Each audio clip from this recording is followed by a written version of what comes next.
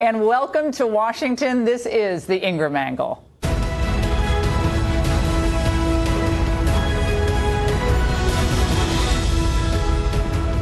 We start with breaking news tonight. A federal judge in California has permanently blocked President Trump's executive order defunding sanctuary cities. The judge, you may remember him, William Orrick III, is an Obama appointee. We're going to have more on this story throughout the hour. And remember, he's the same judge who blocked the release of those Planned Parenthood videos. He also gave, I think, $200,000 to President Obama's campaign in the day. But there you have it. We'll get to the other stories as the night goes on and more analysis of that. But first, our top story tonight. A Border Patrol agent is dead and another suffered traumatic head injuries after a vicious attack that took place near the border in West Texas over the weekend. According to the Border Patrol Union's president, 36-year-old Rogelio Martinez and another agent were likely ambushed by illegal immigrants who beat them with rocks. It's just another heartbreaking story from the national emergency that is the U.S.-Mexican border. And President Trump has long understood and explained to Americans the threat we face at the border. I said to him, so I think we need the wall. How important is the wall? To the Border Patrol people. They said, Mr. Trump, it's absolutely vital. A Trump administration will also secure and defend the borders of the United States. And yes, we will build a great wall. We are building a wall on the southern border, which is absolutely necessary. We talk about the wall. We're going to have the wall. It's part of what we're doing. We need it. That's rough territory. That's where the drugs are coming in. Now let's compare that to how the Obama administration viewed the issue. For the past 6 years, illegal border crossings have been cut by more than half. We are cooperating on a variety of matters that has enhanced border security for both our countries. The numbers have been driven to 40-year lows. If you just look at things like apprehensions. So we know we're achieving success there. Oh, yeah, lots of success at the border. No human trafficking, no drug trafficking, no tunnels under the border. Janet Napolitan. Oh, yeah, no problem whatsoever.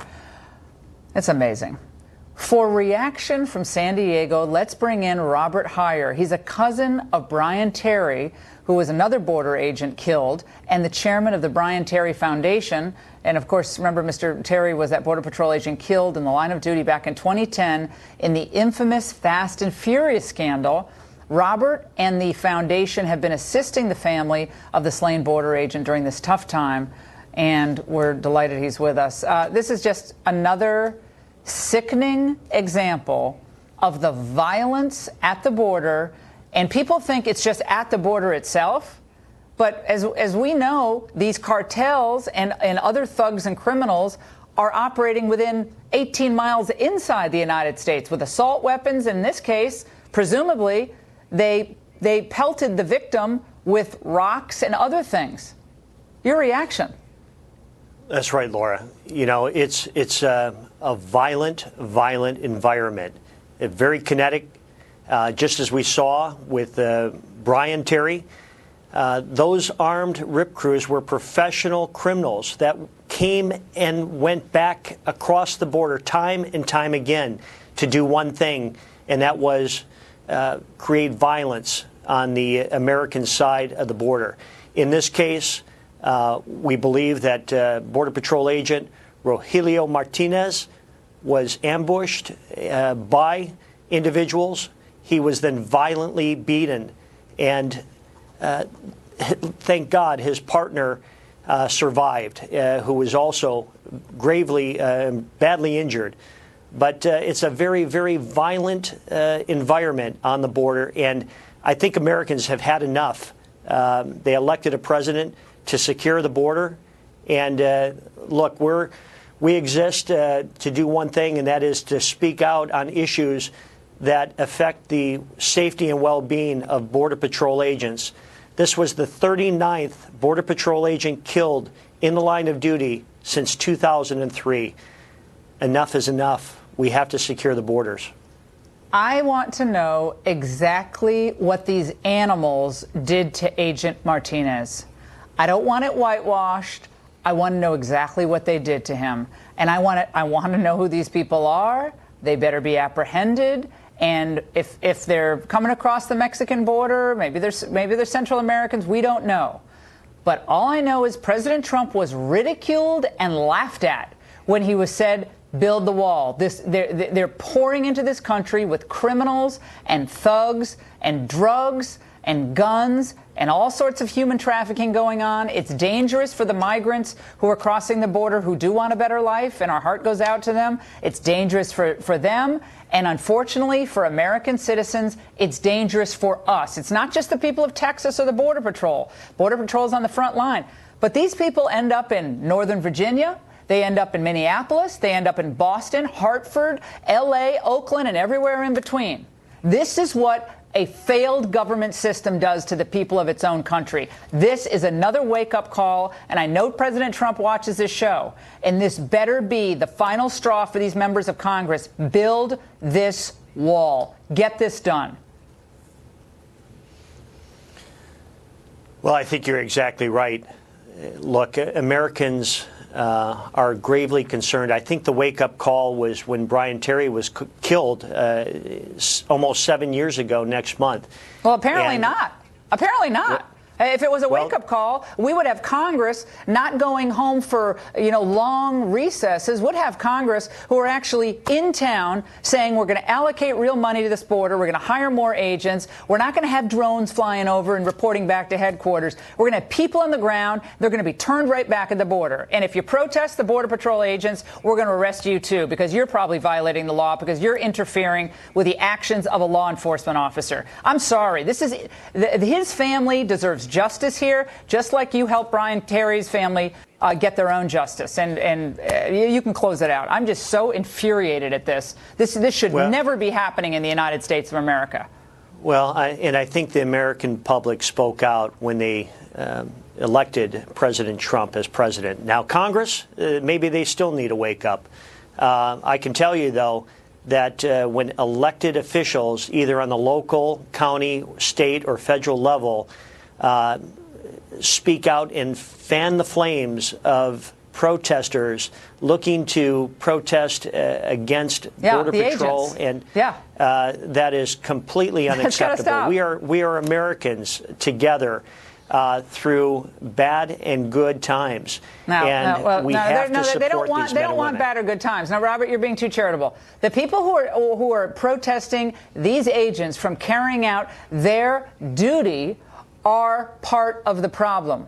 They are acting criminally in what they're doing, and that's all they are, is they're criminal. They're not protesters. They themselves are acting in a criminal fashion. So all the platitudes about we're all united, no, we're not all united. Some people want the laws violated. Other people want the rule of law. That's it. That's what's going on. Robert, I really appreciate your joining us. Thank you so much for what you're doing for these Border Patrol families. We need more people like you. And officers discovered the two injured border agents late Saturday night near Interstate 10 in West Texas, an area known for drug trafficking, and further bolstering the argument that America needs this wall. Joining us now for reaction from Tucson, Arizona, is Art Del Cueto. He's the vice president with the National Border Patrol Council. And from San Diego, Enrico Morones is the director of the founder of Border Angels. Let's go to you, Enrique. I am enraged by this because this is precisely what happens when you do not have a secure border. We have dead Americans, we have human trafficking, we have dead migrants who try to cross, and some of them just want work or want to go see their family. I understand that, but it's not compassionate, and now we have another border agent dead. Your reaction? Well, I want to give my condolences to the Martinez family. It was terrible what happened to him and his partner, same as Brian Terry, Roberto Rosas. I've attended the funerals of Border Patrol agents, and it's horrible when these types of situations take place. 11,000 migrants have died since Operation Gatekeeper began in 1994, where the wall was built that covers a third of the border. And Laura, as you know, that in the last 5 years, there's been a 40% drop in people crossing without papers. So less people are crossing going north. Actually, more people are going south, returning to Mexico or other parts. Mexico is no longer the largest group of people coming from that country without papers. Now it's actually people from Central America. We should have humane borders. We, Border Angels, have a very good relationship. Hold on, Enrique, sorry. When you say we should have humane borders, what exactly does that mean? You say 11,000 migrants have died trying. Well, that's horrific, and that is heartbreaking, but they're breaking the law. And adults who bring young children across or send young children by themselves are acting in a highly irresponsible fashion, endangering their children's lives. That is a fact. So, yeah, that people dying should not die. They should not be dying because the U.S. should have a border that you can't cross unless you do so legally. Right. The thing is, they can't do it legally. There's no line for them. There's 250 million undocumented people in the world. Most have no interest to come to the U.S., and they go to other countries. Last year, 6,000 people died crossing from Africa and the Middle East into Europe.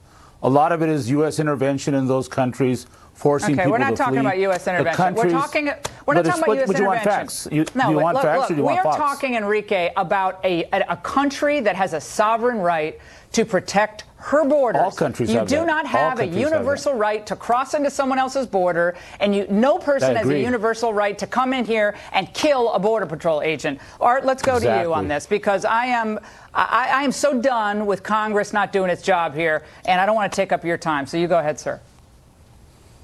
Well, we're very concerned. We're very angry. We're very frustrated. And you said it best. You know, there have been a lot of migrants that have entered this country and died crossing into the United States. But the big thing is, let's remember, they died breaking our laws. And these agents that have died protecting our country and enforcing the laws. It is very, very unfortunate what happened to our fellow agent. We're heartbroken over this whole situation. We don't want to make it political, but it's hard not to.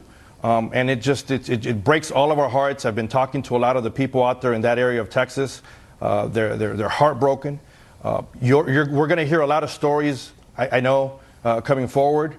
We're going to wait to see what the investigation brings. However, what we have heard from the agents that were there, you have 2 agents that are familiar with the area, that are looking in different areas there, in an area that is well known for drug trafficking. And now we have 1 dead agent. We have another agent that had severe head trauma. There is no other explanation that we can think of. Is there a lot of possibilities of what could have happened? I'm not going to say there isn't. But what is most likely to have happened? You have 2 agents in an area that's notorious for drugs coming through the country. Would the cartels, sorry, I didn't interrupt, Art, but would the cartels, wouldn't they take them down with automatic weapons or semi-automatic weapons? I don't see cartel members from one of the most dangerous cartels throwing rocks at someone. I mean, again, we'll learn more about how he actually died, but was there gunfire? I mean, we're going to learn all of this. But my larger point here is President Obama relaxed, and Enrique, you can chime in on this, relaxed the way that agents could treat illegal immigrants. In other words, made it more difficult for them to defend themselves. Did they not? Did he not, Art, as far as your way you can engage someone? If someone's coming at you in a car, you can't shoot at the car and all that. That changed. It made it easier to facilitate the criminal to commit a crime, is what it did. To this day, there's still many agents out there that get attacked, assaulted, and we're not seeing enough prosecutions of these individuals. I've been on the phone all weekend since the incident happened, talking with agents all over the country, and we hear the same story. The problem is there's no consequences for these individuals. When you attack a Border Patrol agent, whether you should always have true consequences, and I'm not talking of a consequence of sending him back or deporting them and saying, well, we're going to send you back in lieu of entering the country before. No, you got to have true consequences for people that attacked our Border Patrol agents. The law goes both ways. Enrique, you go ahead, close it out. The law goes both ways. When Copian and Ramos shoot a man that's fleeing back into Mexico, they should be put in prison, as they were. When Anastasio Hernandez is beat to death by Customs and Border, they should be. So the thing is that the law goes both ways. Nobody supports this criminal activity. The organized crime is on both sides of the border. The U.S. needs to stop the drug demand, the number one consumer of illegal drugs. So this is a worldwide issue. It's easy to point right now. Let's legalize drugs, and everything will be a nirvana in the United States. I don't agree with you, Laura. Again, I don't agree with you. No, let's just get rid of the border. And I support the majority of the people not supporting Trump and not supporting the wall. Yeah. All right, guys. It's Fox News. It's satirical. We appreciate it. It's a great conversation. I'm against the wall, as most of the country is. All right. No wall, no border, no consequences. It'll all work out well. I agree with you again. All right. Stop talking. I have to cut your mic. Directly ahead, the New York Times' Glenn Thrush now. In the afternoon, more news coming out. And CBS's Charlie Rose in the evening. Some power players in the media world facing sexual misconduct allegations. Will it ever end, or has it already gone too far? When we come back. Thanks for staying with us. Another day, another allegation of sexual harassment. Media titans embroiled in scandal over sexual misconduct allegations. So who are the suspects today? Pick your poison. Broadcaster Charlie Rose and New York Times White House correspondent, the guy with the fedora, Glenn Thrush. Mr. Rose, he's a legendary interviewed me a couple weeks ago for Billionaire at the Barricades. He's been suspended by CBS News, PBS, and Bloomberg. We got triple after the Washington Post reported that 8 women claim Rose sexually harassed them. And as for Mr. Thrush, the Times suspended him today after the website Vox published a story in which 4 women say he made unwanted advances. Both Mr. Rose and Mr. Thrush released statements offering apologies, but both also disputed the details of the allegations. So is this just the beginning of justice for the harassers, or has this whole thing already gone too far? Now, joining us from Chicago is my friend, Jim Warren, chief media writer for the Poynter Institute, and in New York, my other friend, conservative commentator, Monica Crowley. Okay, I'll start with you, Monica. I mean, I have 2 minds of this. Number one, it's great that people are aware of bad behavior and stopping bad behavior in the workplace or anywhere else. That's always a good thing. On the other hand, it does seem like it's almost like the pylon, like one person's trying to one-up the other on, well, he put his hand near my thigh. I mean, I'm not trying to minimize it, but does this ever end? And if it does, when? Because it doesn't show any signs of letting up. That's true, Laura. Look, I think we are in this moment right now as a society and culture because for decades, this kind of horrid behavior was accepted and excused and covered up. So the moment you got the Harvey Weinstein story, the story of this incredibly famous and powerful Hollywood heavyweight reported in the New York Times, that story, and he was a particularly egregious example of this behavior. That story then opened up the floodgates. And because this kind of behavior has been excused for so long, now we have a tsunami of these stories and women who feel emboldened and empowered to speak up and tell their stories, whether it was a recent story or whether it was, say, 40, 50 years ago. They feel now emboldened and empowered to come forward with their stories. So when you ask if it's ever going to end, I don't think so. I think actually that this is just the tip of the iceberg, and we're going to start to see it spread into other industries and other areas. Jim. Monica, when was the last time we ever agreed? We may have to destroy the tape. I totally agree with you. Look, there are different levels of inappropriate behavior, as folks at your network know very well over what's happened the last couple of years. But none of it, absolutely none of it, is inexcusable. I think there's a difference between what we are now reading about Glenn Thrush and Charlie Rose and Harvey Weinstein. But I think it's the tip of the iceberg. I think it has to do with people feeling finally empowered to come forward. I think it's ultimately as much about power as it is about gender. And it's also, interestingly, about the marketplace kind of ruling for the moment and saying, got to throw these bums out. Well, here's an interesting factoid we just dug up from YouGov Economist poll. Over 1/3 of American young adults thinks it's always or usually sexual harassment if a man who is not a woman's romantic partner compliments her looks. And 1 in 4 young women says it's always or usually sexual harassment if he asks her out for a drink. Do you see my point here? My point is, how do you have a normal office relationship if now complimenting someone on a dress? Oh, you look great today. Like, young people actually think that's a form of sexual harassment. A third or a fourth. If it's women, it's 1 in 4 women. So there's got to be a middle ground here before you can't have any conversation that's other than numbers or whatever your, whatever your business is. I mean, that's also crazy. What I'm saying is, not every woman's a saint, and not every man is a predator. And I think we got to say that. I think you're 100% Laura, and I think right, and I think it needs to be said. Here is the problem: we're in this cultural moment now where we have this frenzy. Right? So we don't know how far it's going to go. But I think we have to start the conversation now that to Jim's point, there are different classes of predators, there are different classes of victims, and we need to start having an honest conversation about that. On college campuses now for a long time, they have been talking about exactly what you're laying out, that for every move somebody might want to make on somebody else, they have to ask for permission at every single stage because the sense of appropriateness has been lost, and moreover the sense of common sense, Laura. So I think there is a danger of the pendulum swinging in the opposite direction.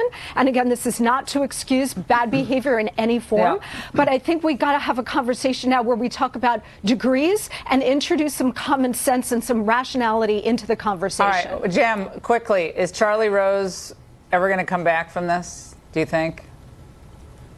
Maybe on channel 793 on your dial, but no, I don't think to PBS, CBS, or Bloomberg. The behavior that's outlined here, and interestingly enough, do you see who his attorney has been all these years? None other than David Boies. Now, there's an interesting story. There's a common link between Charlie Rose and Uranium One. I mean, I always get the 2000 recount. And Harvey Weinstein. Weinstein. I would just say to you guys, I would just say to Monica and Laura, I have no sense of shock and awe here.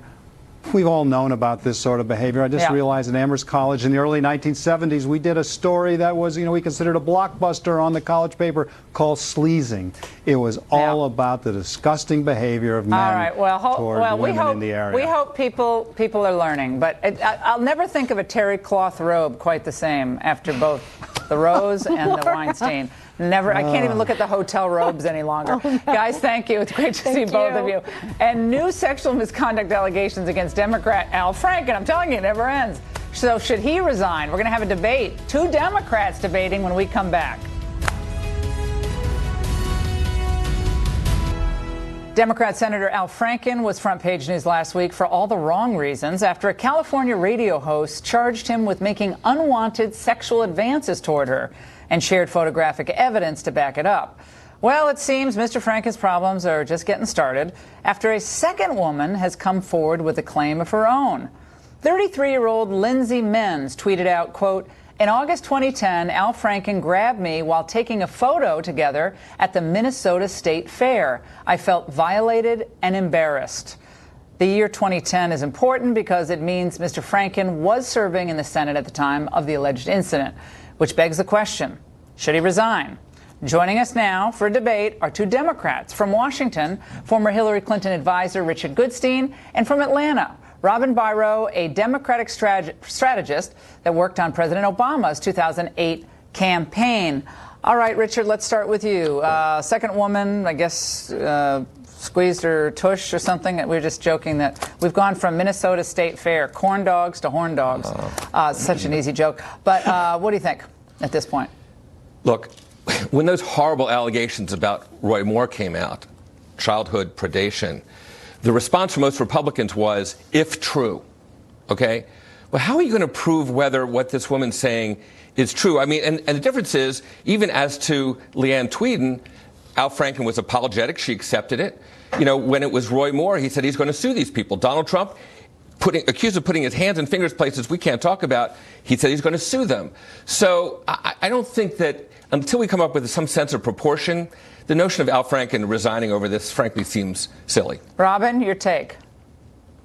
I honestly do think that he needs to resign. Last week, I was very proud of him for how he handled it when he asked for the investigation and he apologized, and the young lady accepted the apology. But what I heard today just was very gross to me, because he said that if she felt disrespected, that he felt bad about that. To me, that sounds like the language of somebody who may have actually done this so many times that it's normalized, like he almost can't remember doing it or not. And I think that he himself knows, and if he did do this, in fact, he really does need to resign, because we should have a zero tolerance policy for this, just like we do in the military for sexual assault. I will say that I'm a veteran, so I come from that community where there is no tolerance for this type of behavior. You're and being that we very should expect modest. that from You're our being very congressmen. modest, Robin, because not only are you a veteran, that you're a former Army Ranger. And thank you. Yeah, we hold, and thank you so much for your service, we hold our military in such high esteem, and every organization has had this problem. And Richard, I think about this, and I might actually agree with you that I don't think he should resign. And here's why. I think the voters are the ones who should decide this in the next election cycle. They elected him. He came from the entertainment world. He came from Saturday Night Live. I mean, I've known and had good friends who worked on Saturday Night Live. That's a wild deal over there. I mean, that's a wild arena, and there's a lot of stuff that happens backstage, offstage, people hooking up. I mean, that's just the way it is. That's the entertainment world. But they kind of knew what they were getting with Al Franken. Not saying they knew he was doing the groping pictures, but they elected him. Let them unelect him. And I just, he apologized for the first. I don't personally like Al Franken. He's never been particularly nice to me. Yeah. We don't agree, but I find him personally, when I've debated him in the past, very, very nasty.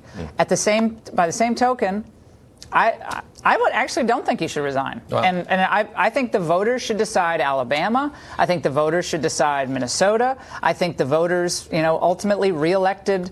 They elected Bill Clinton in 1996, and they seem to forgive Bill Clinton after. And elected Donald Trump. Right? I mean, sorry, if you had to rank order all the abuses, Al Franken would be pretty. He denies them. Okay, how many people, even in this audience, you think accept those denials when he bragged about doing the exact same thing? Franken, when he bragged about doing the exact same thing Billy Bush on the Access Hollywood tape. Look, the fact of the matter is that there needs to be some reckoning about objectifying women. I guarantee you, if you and everybody that you know in your field and in the military and in business and in the churches and so forth were asked about whether they've experienced anything like this, it would be almost universal, which is not to excuse it, but it's simply to say, so what's the right penalty? I don't think we really know yet. Robin, when we talk about objectifying women and men, I think we've talked about this before on the show, but we as a society and the culture, the way it's developed, we objectify ourselves. I mean, and I think everybody's guilty of that. Like whether it's you're in Times Square and you look up at the billboards, you see models who are maybe 14, 15 years old. They're dressed in a very provocative way. I'm not saying that brings on sexual harassment, but objectification is everywhere. Everywhere. It's in film, it's in music, the lyrics that are most disgusting, profane that we couldn't show on screen. So if objectifying and stopping the objectification, or the pornification as I call it, is our goal, then we have a long way to go across every medium, not just regarding sexual harassment, but regarding the content we're actually producing in the entertainment industry, especially. Let you have the last word. You better believe it. And I'm glad that we're having the discussion. Like I said, we flushed this out in the military. But Ms. Menz described a situation where where Al Franken pulled her close to him and firmly cupped her butt in front of her husband. There's just no excuse for that if that happened. Yeah, I'm sorry. I don't know if it's like a diminutive complex at Al Franken. I don't know what it is, but the whole thing is just so gross. Did her husband actually see this? I've not read that he saw it or not, but I know that when she went back to him, she said, "Oh my God, he totally just grabbed my butt." So I mean, I tend to believe. Cold. Sorry, I'm old school. Husband should have, it wouldn't have taken much to take old Franken down there. And the problem is, any single woman coming by could basically get a senator kicked out of office. That's the problem. If the standard of this case is, I agree. You allege it and they're out. you know. I mean, you can't disprove God help this or every prove senator. it. I mean, Right. and this will. I think this isn't going to end anytime soon. Right. That's all I can say. We have North Korea. We have all these really important issues we have to cover. This is important, so don't write in and say it's not. But at some point, we have to say, you know, the voters have to decide this stuff. Guys, great to see both of you. Thank you so much. And straight ahead, what's up with white people? That's the absurd topic of an upcoming event at my alma mater, Dartmouth College. Details and a debate after this. Welcome back. We just found out another breaking news sexual harassment claim now against Congressman John Conyers. He's apparently accused of using government resources to fly women in with whom he was having affairs. As these stories are actually coming out during the show. They're coming out so fast and furious. So I had to update you on that. And another absolutely crazy story coming out of a university or college, and this one out of Dartmouth College. And I graduated from Dartmouth just a few years ago. On February 2nd, the college is scheduled to hold a forum called What's Up with White People? The event will feature Temple University sociologist Matt Ray, and he plans to provide a, quote, field guide for, quote, the different types of white people and how you can learn to spot them in their natural habitats. Sounds like the Mutual of Omaha's Wild Kingdom.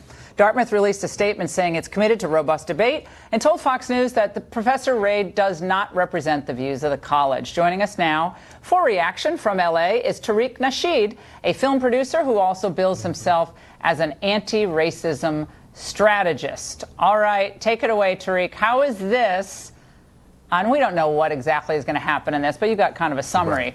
How is this not going to foment more racial division, since it's based on, quote, whiteness?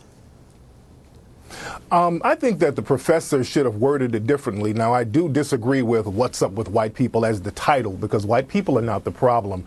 And I don't like to paint everybody with one broad brush. You have white people and you have white supremacists. And I think that it should have been entitled What's Up with White Supremacy, or How Can We Dismantle and Understand White Supremacy? So the whole thing of painting all white people with a broad brush, I definitely disagree with that. But it's a very interesting topic if we want to talk about the ins and outs and how systematic white supremacy dominates all areas of activity. So it's your contention that white supremacy dominates all areas of activity? Yes, ma'am.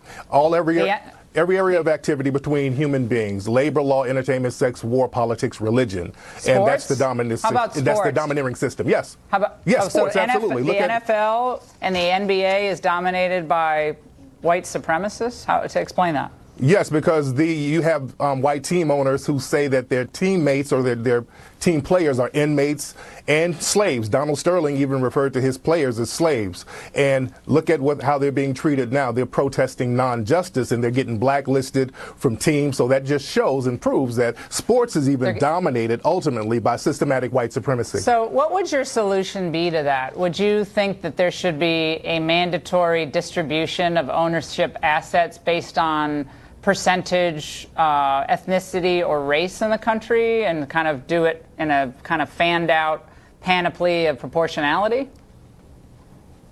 Well, the thing is how white supremacy works. It's all about maldistributing the resources, and it's all about passing those maldistributed resources down through lineages. So we have to talk about redistributing those resources that are deserving to the people who are supposed to get it. Systematic white supremacy, it works based on deception. It works through propaganda, and that's something that we have to talk about and we have to flesh out. I want to replace the system of white supremacy with justice, because not only do we get it when it comes to resources, in the criminal justice system, it's a racially biased system. So all across the board, it's a conversation that we should have naturally on how we remedy and replace the system of white supremacy with justice. Yeah, I get your point, but so my answer is the solution. So you believe it should it be a monetary payout? Should it be monetary plus land or plus business ownership? I'm just trying to get the solution straight. And I've been on solutions for a long time, and we've been trying to figure out how do we remedy systematic white supremacy. Now, when we try to get land as black people, when we try, I have an idea. It's called hard work, ma'am. Content of your character. Are you saying that black people don't do hard work? No, ma'am, I'm Laura, are you saying that black people don't do hard work? Nice try, nice trick. I'm saying everybody. But you just said that. You said black people don't do hard work. The reason why you have all the resources maldistributed into the dominant society is black people. My friend, that's not at all what I said. And straight ahead, you know it isn't. That's the game you play. And straight ahead, the good news, you will not hear anyplace else how the Trump administration is saving taxpayers some serious money, and no one puts words in my mouth. Tonight's Angle is up next. The good news they're not telling you. That's the focus of tonight's Angle. If you just landed here from another planet, you would think that the only news stories that matter are the alleged Trump-Russia collusion, Robert Mueller's flying subpoenas, and the growing gaggle of A-list gropers. But what you wouldn't hear much about is what is perhaps the most important story of the year. America is back. Yeah, though the media has been loath to report this fact, 2017 has been a banner year for the U.S. economy. An incredible comeback from President Obama's anemic non-recovery recovery.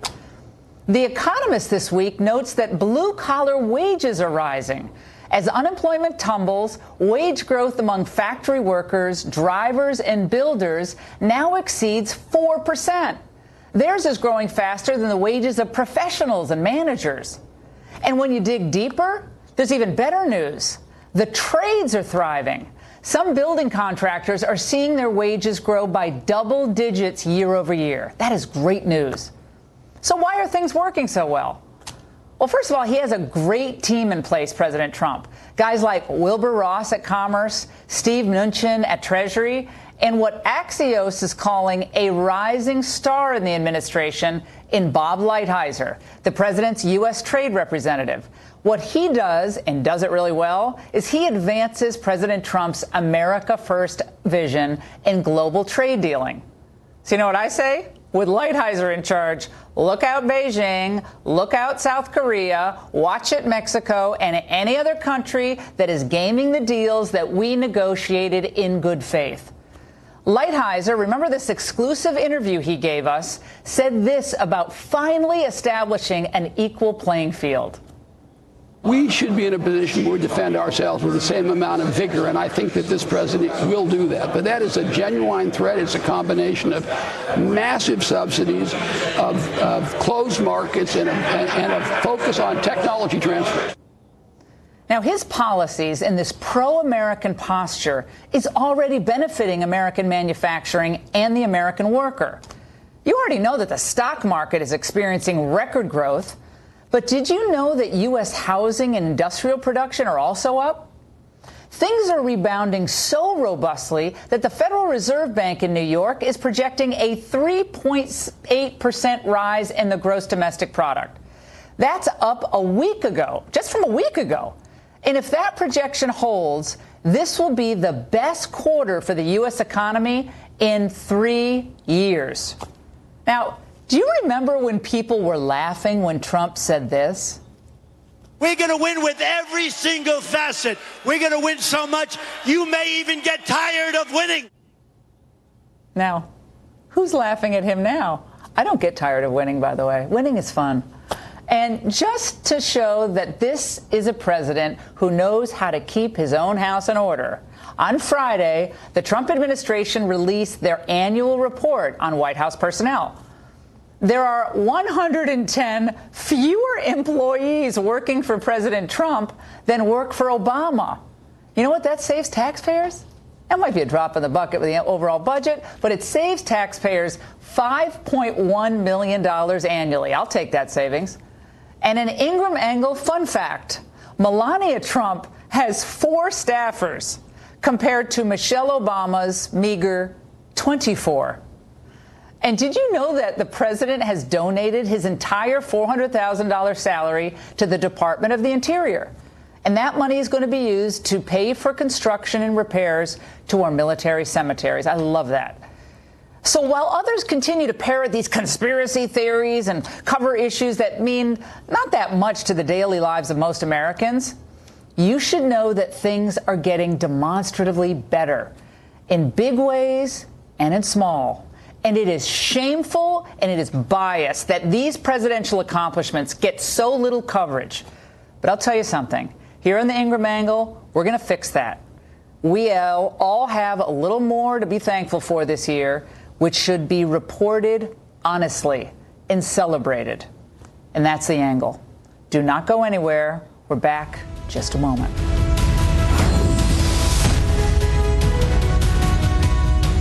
Before we go, a quick reminder, check out my new book, Billionaire at the Barricades. There it is, The Populist Revolution from Reagan to Trump. We had a great book signing at the Reagan Library Friday night. As a major focus of my book is how the U.S. has gotten absolutely hammered in recent decades on trade. And we're going to look at how President Trump is brushing off the Chinese charm offensive. President Xi's pageantry didn't get him very far. And how we're going to take a harder line against Beijing. A lot of big issues in play. Be sure to DVR us. Stay tuned. Tomorrow night, 10 p.m. Eastern. Up next, Ms. Shannon Bream. Thank you very much, Laura. Here is what's coming up tonight.